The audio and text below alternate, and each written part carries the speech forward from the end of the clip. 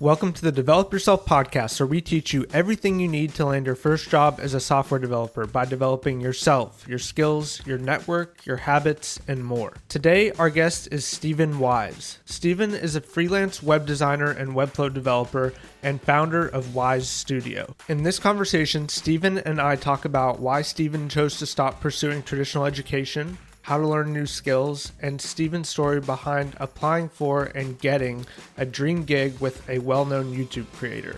This was a great conversation. I know you'll enjoy it. So without further ado, here is my conversation with Stephen Wise. Stephen, welcome to the Develop Yourself podcast. Thanks for having me. Yeah, thanks for coming on. I wonder if just starting out, you might be able to introduce yourself and say a little bit about what you do for those of our audience that might not be familiar with who you are. Yeah, so I'm a freelance designer and developer. I initially started out as just a designer.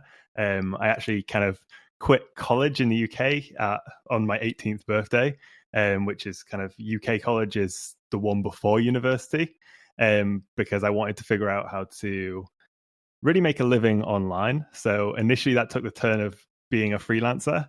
It was not very successful for quite a long time. But eventually I started to figure out how to be a freelance designer. Then I kind of came up with the limitations of being a web designer who doesn't actually build the website, is that usually the projects aren't very big and there's a disparity between kind of the projects that you get and then actually executing those designs. So I taught myself how to build websites. Initially, I built those websites using platforms like WordPress and Squarespace. And then I moved over to Webflow, and that is really where I kind of found my stride. I currently run a web design studio called WiseStudio, and then also just kind of tinker on a few other little projects like YouTube and kind of write a little newsletter.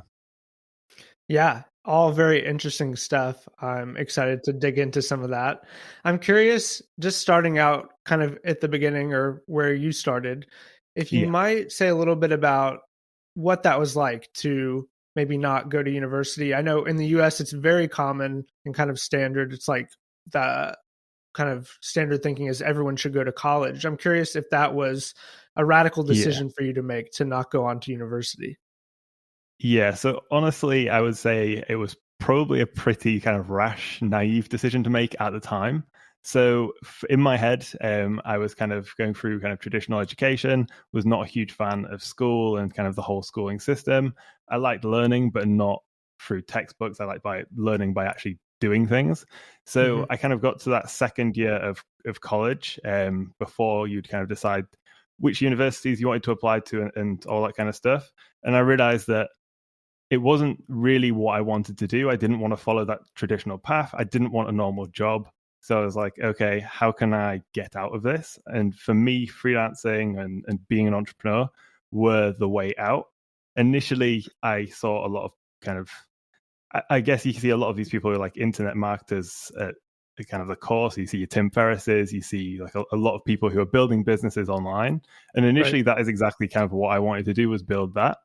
But after kind of quite a lot of failed attempts, I realized I probably need to figure out how to make a living in the first place before I go for these kind of bigger projects. So for me, it was more of a thing is where I didn't see myself doing the alternative. I didn't see myself being someone who had a traditional kind of job and did like a traditional 9 to 5. So it was kind of like, I'll throw myself off at the deep end while I'm young, while I'm still living at home, while I have like a lot of those kind of advantages and no kind of commitments, and then hopefully I'll figure it out. Eventually I did figure it out, but not straight away.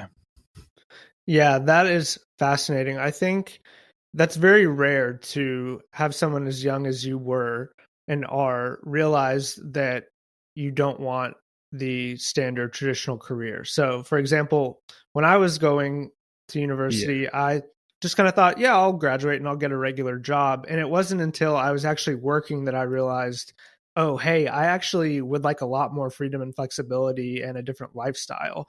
And so I'm curious what it is that enabled you at such a young age to have that realization. Was it exposure to people like Tim Ferriss or something else maybe? Yeah, so I would say it's probably three things. One is that my dad runs his own business, so he runs like a construction business. So I've kind of seen that entrepreneurship from like a young age. The other thing is likely the seeing those outside inputs. So I kind of read the 4 Hour Work Week and a few other books like that at the time. So I had that kind of push. Another one that I kind of read, I kind of got into self development around kind of 16, 17, started reading business books like the 4 Hour Work Week, like How to Win Friends and Influence People. And then I started to kind of get an inkling that there was another path and there was this other thing that you could do. And then kind of the third thing is just that I have always been someone who likes to just do my own thing. Very kind of like, I like to intensely focus on something and then get that thing done and then, kind of regroup from there, which Hmm. is not necessarily the easiest thing to do when you're in like a typical work environment. Right. Yeah, I definitely resonate with all those things, especially the last one. I think I've realized I like kind of seasonality baked into work where you can kind of have a sprint and then rest and Yeah, not have to exactly. be having consistent output all the time. So that makes a lot of sense. So super interesting. And then when you decided, hey, actually, I'm going to go my own way, did you already know how to design? Like, did you already have design skills, or was that kind of the skill that you picked in order to start making money? Yeah, so that was more of a necessity than any kind of other reason for going into design. So when I actually kind of first quit, I was kind of like, I know how to build websites, I know how to design, and I know how to kind of roughly build a website, kind of piece together something on Squarespace. But my kind of main thing was I'm going to build a blog because I thought blogs were a good idea, which when kind of when I was actually trying to build these, which, was only kind of 4.5 years ago, blogging was a little bit harder than it was maybe a kind of 10, 15 years ago. And Right. I initially started to build these blogs. Nothing really took off. They were all kind of like niche affiliate marketing blogs, the typical kind of getting started in affiliate marketing on online business kind of thing.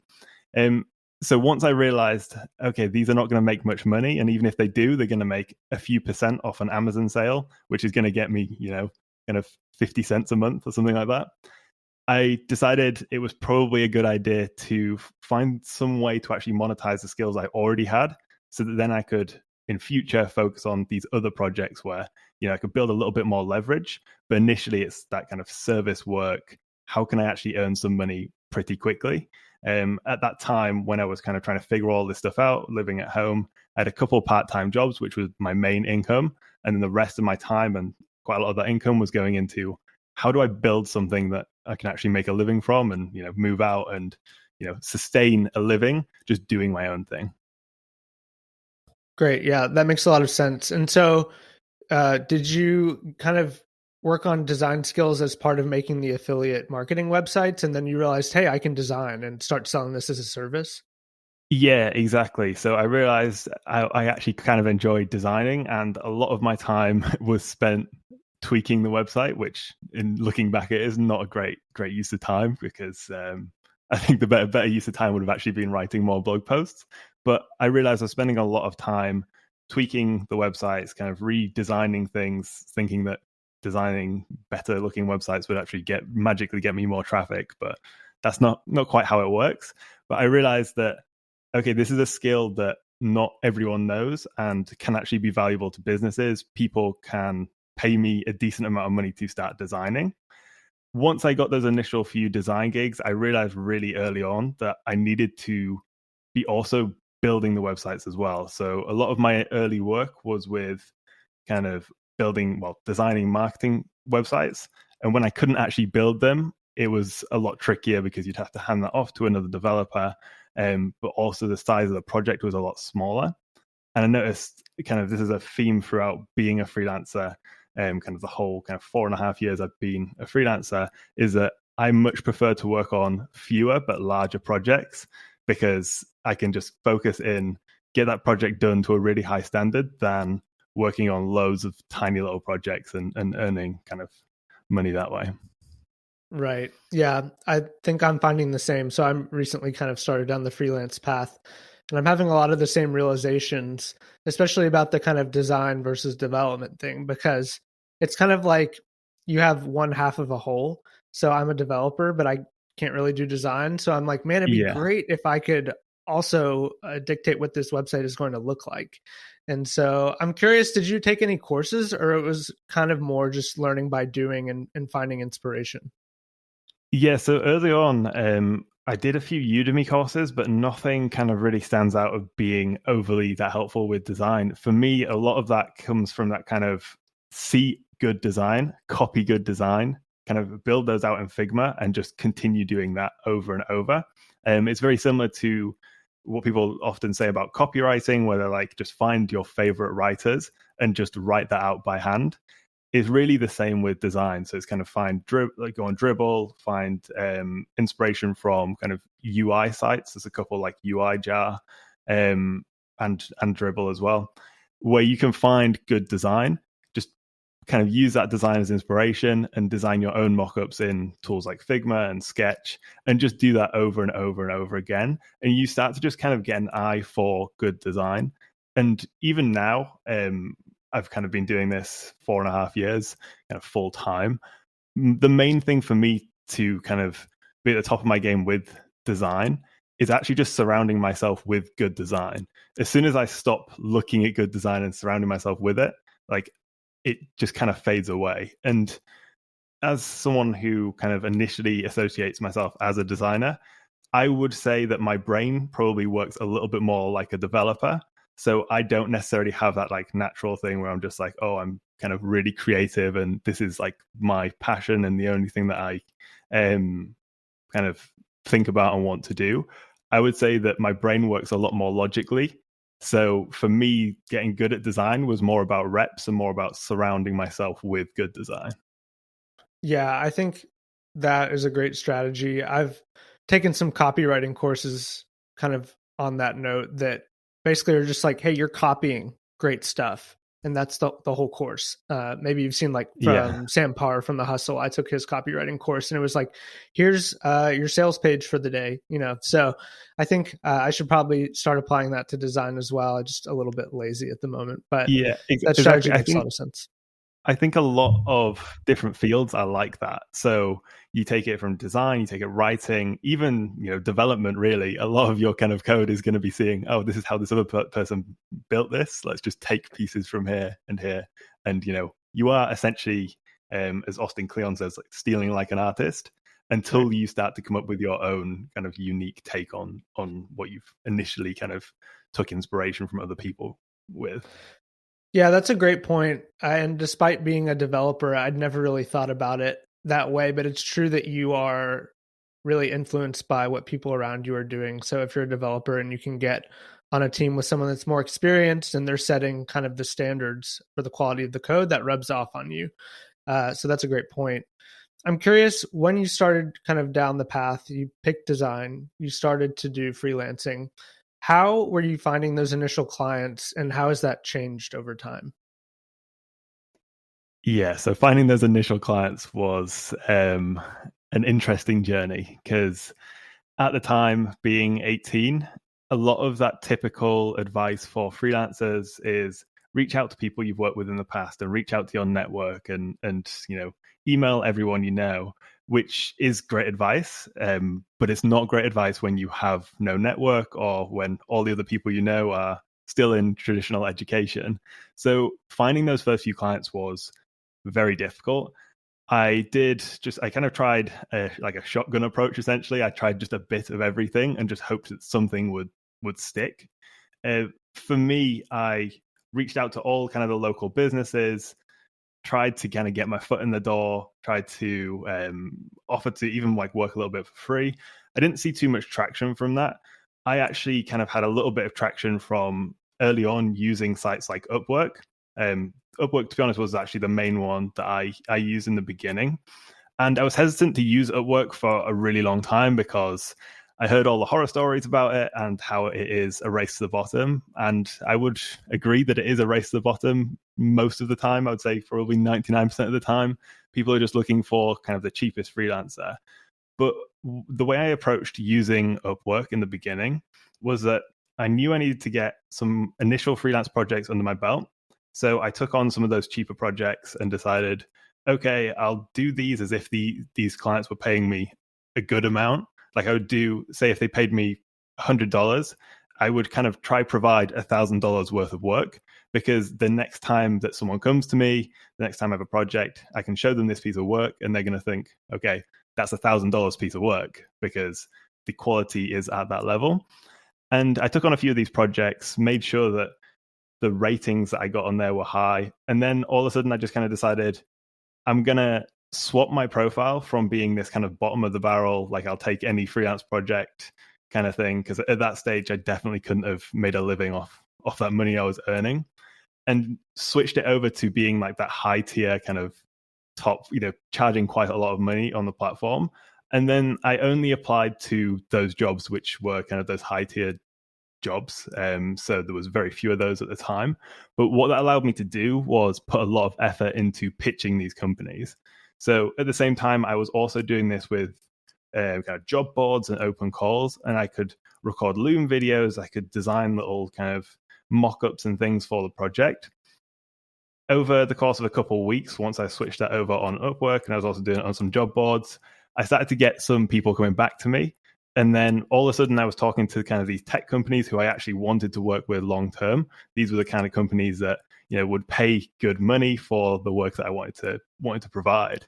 So once I started to get in contact with these, I was pretty confident that once I got onto a call, once I could kind of talk to them, that I could actually close that sale in the end. And initially I got maybe, I think it was about 4 or 5 in 1 week just on Upwork, which were all these kind of clients, which were the type of clients I wanted to work with long term. Then I transitioned them slowly off Upwork, which, I mean, Upwork doesn't really like you to do, but once you start to, I worked with them a couple of times on the platform, and then since then there's actually 3 of these now that I still work with, like today, which is nearly 4 years later since initially kind of getting them on Upwork. But yeah, for me, a lot of that came down to just like a shotgun approach of trying a bit of everything, because I had almost no leverage at the time. Yeah, that's great. And I think it's worth mentioning, everybody starts somewhere, but it's a great point that you made that kind of flip and then you got the clients you wanted. I know you said in your most recent YouTube video that when you act like the freelancer who deserves better clients, you get better clients. So I think that positioning piece exactly. is pretty crucial. Yeah. Great stuff. And then I'm kind of curious. So that's doing outbound mostly. I'm curious if you're still doing mostly outbound to get clients, or if you're at the point where people are starting to come to you. Yeah, so over the last couple of years, there's been very little outbound. The only real outbound that I've done is for kind of specific projects that I'm kind of really wanting to work on.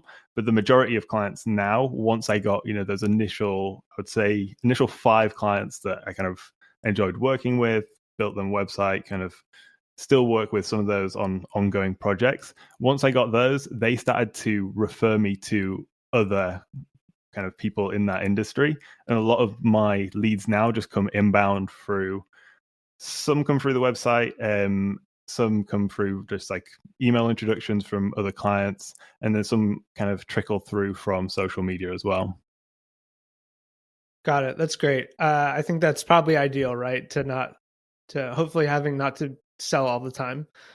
So yeah, well done. Yeah, I'm not a big fan of selling too much. Yeah. It's not exactly the kind of task that fills me with energy. Yeah, I think unless you're a salesperson, that's probably true for most people. So that's great. And then I'm curious, so now you've kind of moved a little bit towards a more productized model with WiseStudio. So I'm curious if the clients that you were working with before kind of fit well in terms of paying a subscription fee, or if that's more towards like working with an agency maybe that will have a lot of projects that they just need done. What does your customer base for that product look like?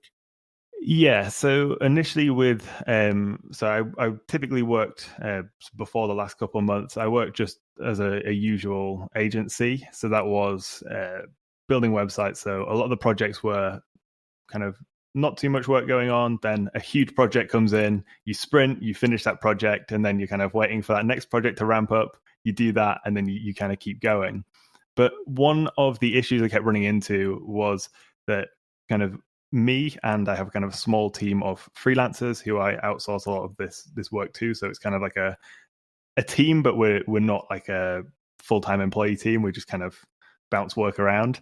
We were kind of having this problem where a lot of the clients that we have who are tech companies and kind of in that kind of raising money phase, they needed a lot of work on their website, but they were not at the level where they would be able to actually hire someone to just full-time manage their website, or even know how to hire someone full-time to manage their website, because there's not that many people who are kind of proficient with Webflow and know the ins and outs of like SEO and all that kind of stuff. So from the client's end, the real pro to having this productized service is that they can just pay this flat amount and they can add all the work that they have to this backlog we have in Trello. And then we'll just work through that. So every task that they add in there, they can only have one kind of current request.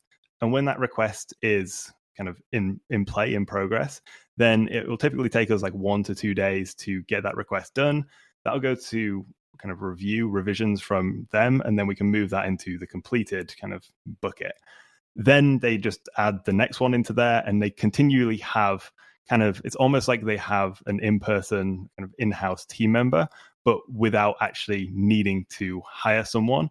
And we can offer that in kind of a lot cheaper than hiring someone, and also have a lot higher quality. And then from the agency point of view, it is really about having that consistent revenue. So one of the problems you have when you're kind of designing and building websites is that a lot of the projects are large projects, but they're quite sporadic.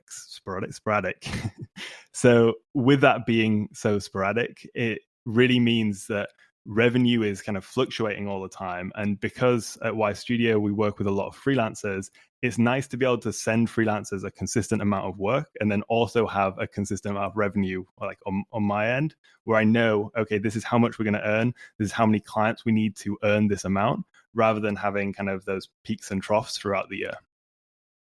Yeah, that makes sense. I'm curious, just from the client standpoint, and having worked in agencies, a lot of times clients want to know, well, how much work can I expect to be getting done based on what I'm paying? And so in my experience, that looked like doing sprints and then pointing the tasks and then giving a sprint by sprint point estimate and all this stuff. How do you guys approach that kind of with this subscription model? Do you try and kind of set the standard or set expectations as to how much will get done with your clients? Yeah, so the main thing to kind of set the expectations with the amount of work that will get done is this kind of one task at a time mentality. So typically it is taking about 1 to 2 days as soon as a task is kind of in there, 1 to 2 to do working days for it to actually get complete. So this kind of sets the expectation of, okay, if we ask for this thing to happen, we know that this is going to get back. We don't have to think about it again until the next thing is going to be added in there, or we need to offer some revisions. So really this is like having someone to outsource all of their work to. But the kind of main change here and the main difference here is if they're actually building a website from scratch. So we have kind of 3 tiers altogether. The bottom tier is just Webflow development. The second tier is design, web design, and Webflow development. And then the top tier is building a new website. So this building a new website, we also charge monthly. But what we do when we charge monthly here is we have an initial call with that client and we scope out how, like, the kind of website that they want. So is it going to be a smaller build? Is it not going to have kind of too many interactions and all that kind of stuff? Then it's likely we'll be able to build that inside a month and it will cost them $5,000.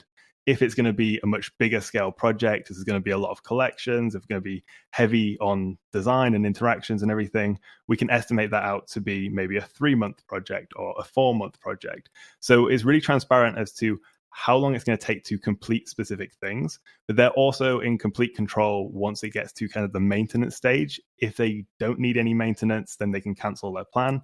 If they need to add just development tasks to our plate and they have an in-house design team, then they're able to do that.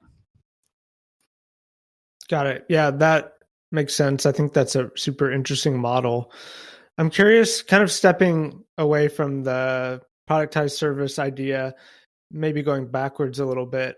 I think the reason that I became familiar with you initially, or maybe a little bit after I first kind of came across your name, was your pitch to work with Matt Diavella.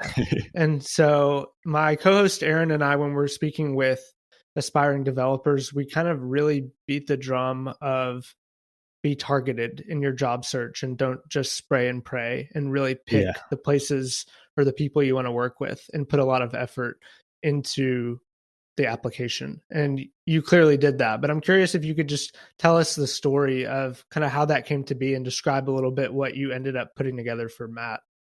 Yeah, exactly. So if you don't already know, Matt Diavella is a YouTuber with, I think, maybe over 3 million subscribers. He creates kind of videos on self-development, creativity, entrepreneurship. And he was a filmmaker for kind of 10 years before he started the whole YouTube thing. So his YouTube video quality is a lot higher than kind of the typical YouTube video. And I've been following his work for, at the time, probably 2 or 3 years. And I saw that he was hiring for his new company, Slow Growth. He was hiring a bunch of different roles, from kind of writer to designer and things like that. At the time, I was thinking, okay, Matt is kind of running a type of business that long term I would like to run, where he has kind of the content side of things, and he has this mission and a bit of a team behind him that he's kind of building courses and things like that for. So I was kind of just one night brainstorming ideas for what I would do if I was in his position. And I had the idea for a newsletter and then a bunch of other things. But the main one that stood out was a newsletter. So I thought, there's no specific job that matches my skills here. So it wasn't like a full-time job. It was more of like a contract role, kind of freelancing. But what I decided to do was I would just kind of pitch him to create my own role and work with him in a freelance capacity. So over the course of about, I think it was maybe a day, I did this, which kind of reflects in the quality of the work. I created a video which kind of mocking his style. He has a very kind of specific style on YouTube.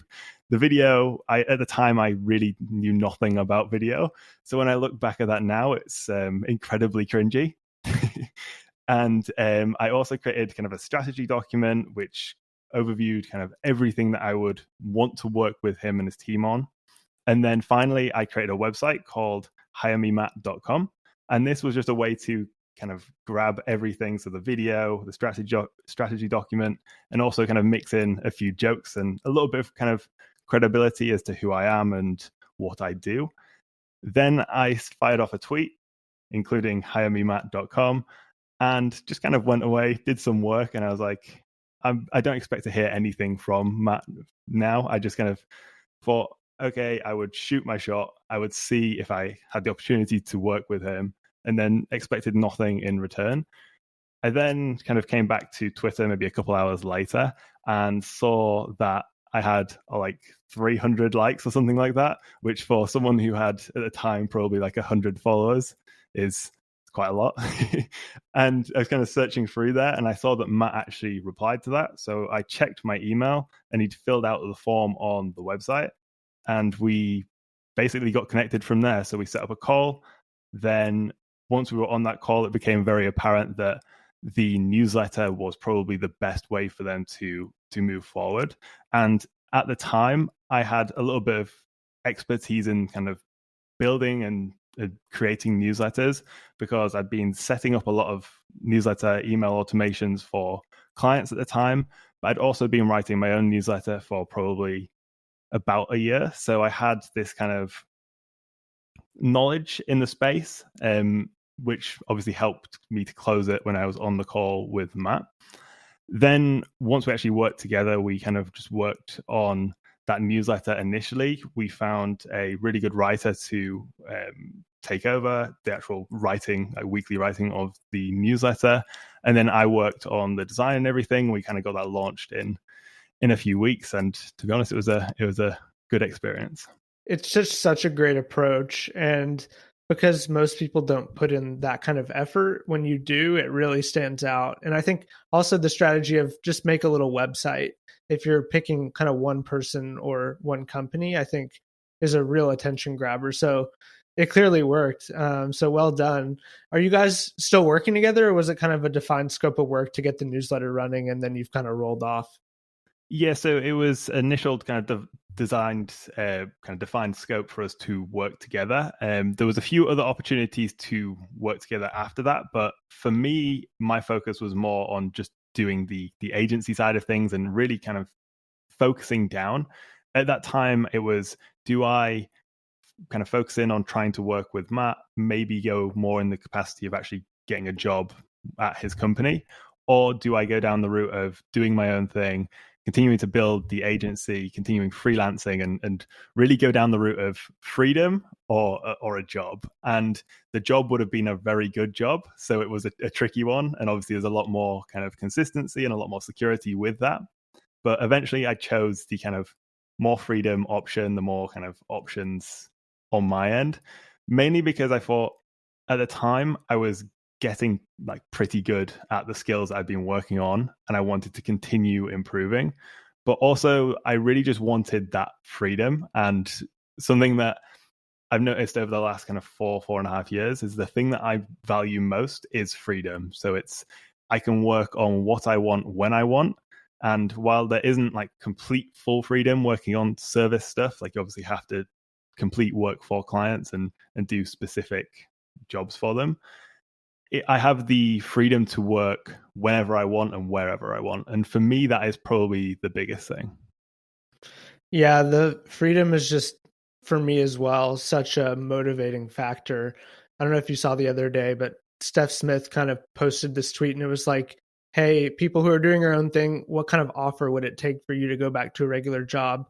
And also, people in a job, how much would your side project have to be making for you to make the jump? And so I kind of did it for myself just as a little thought experiment.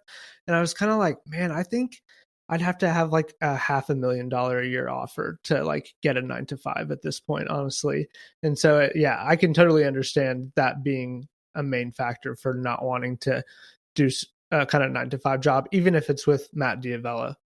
Yeah, I agree completely. I actually saw the exact same tweet and I was talking to my girlfriend about it and I came up with the exact same answer. It was kind of like $500,000 a year. And even then, I need to be working remote and I need to have some kind of luxuries with that. Because to be honest, once you get to a certain point, it is really, I kind of want to optimize towards lifestyle rather than actual just dollar total, dollar amount. So as long as I kind of, for me, as long as I earn enough money to get by and to live, I would be happy to just continue doing my own thing rather than earn loads more money and work in that kind of very restricted environment. Yeah, I think I kind of had this realization like in the past 2 years. And even let's say I did get a $500,000 a year offer, it would just be to like save up money to go back on my own again. So Yeah. it's like, why not just do that now if I can, you know? So yeah, good stuff. Switching gears a little bit, I'm curious. So we kind of talked a little bit about the variation in your strategy from when you started freelancing to when you started to get the kind of clients you wanted to get to moving towards a productized model. And the podcast is about skills, but it's also kind of about developing yourself as a person, your mindset, your habits. And so I'm curious, was there anything that changed in you internally to allow that kind of strategy to shift and for you to get the clients that you wanted to get? Yeah. So I would say over the last kind of 4.5 years that I've been doing this, there has been this continuous cycle where I have found that I've been limiting myself at different stages. So I think this is really kind of a key part of entrepreneurship, is that most of the time the main limiter, the main limiting factor is yourself, and it is your kind of limiting beliefs.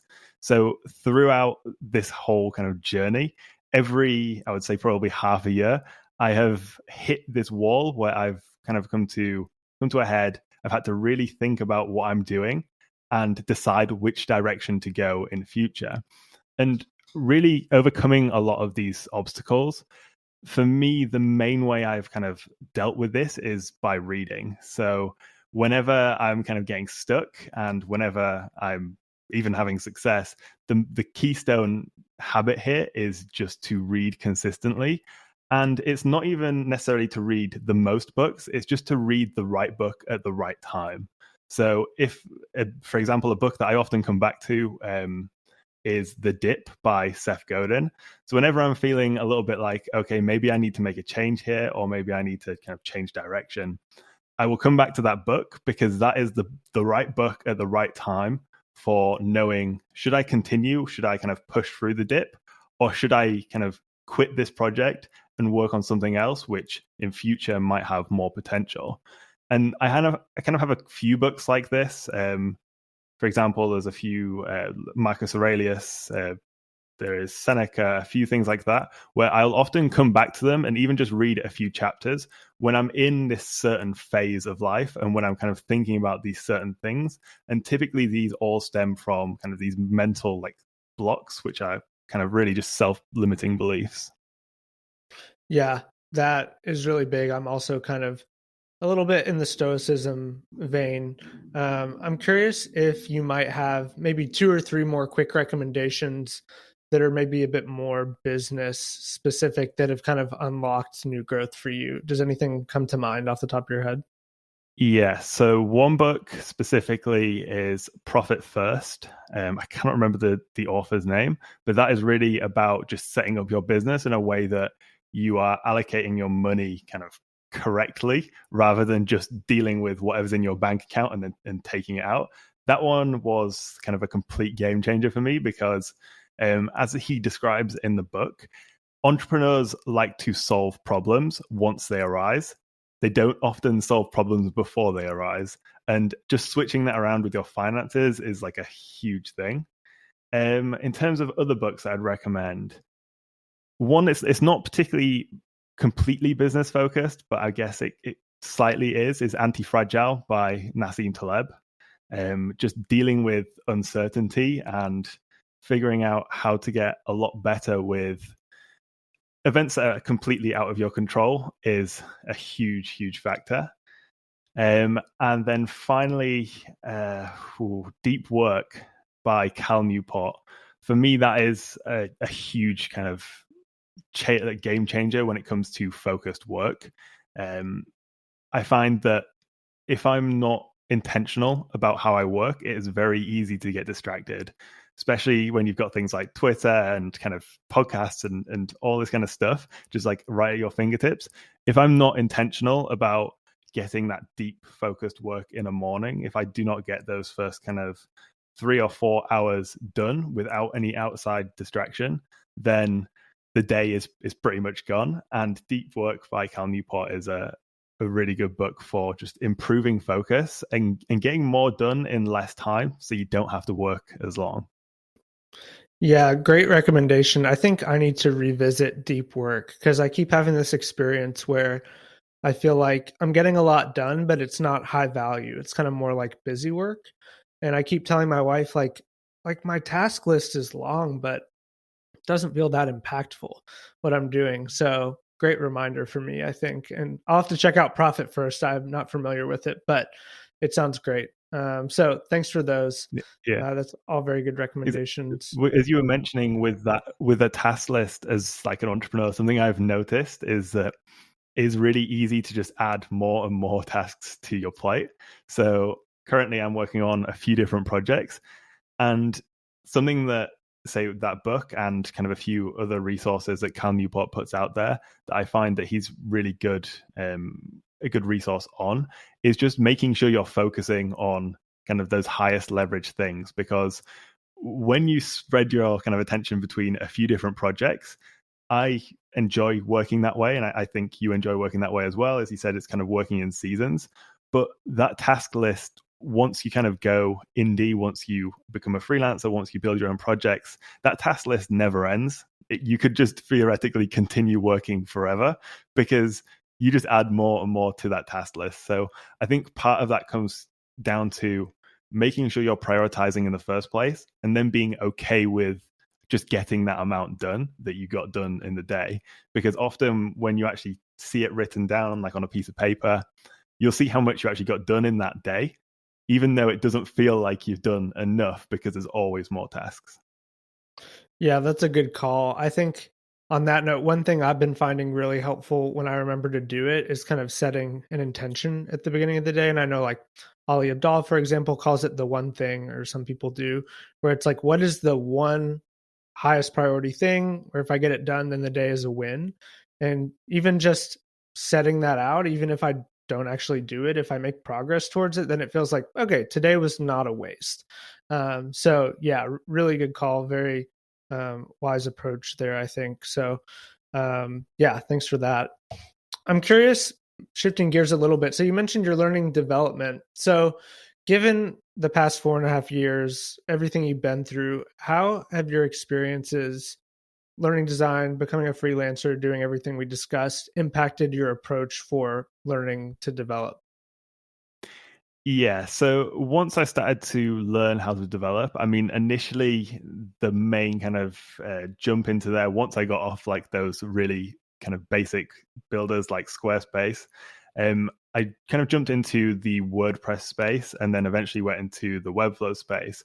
And something that really kind of struck me once I started to understand how kind of HTML, CSS, and JavaScript worked was how different my design approach became once I understood how to actually build that on the web.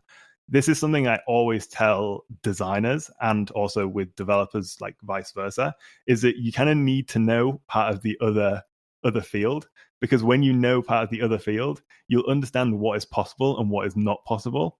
So understanding those constraints was probably the biggest thing. So it's then you can be creative within those constraints. Often, if you ever get kind of a design handed off by a designer who does not know how to code or anything about kind of coding, they will create things that just do not work within the constraints that you have. So just kind of spanning, you don't have to be an expert designer if you're a developer. You don't have to be an expert developer if you're a designer. But actually just understanding the fundamentals was the biggest thing there.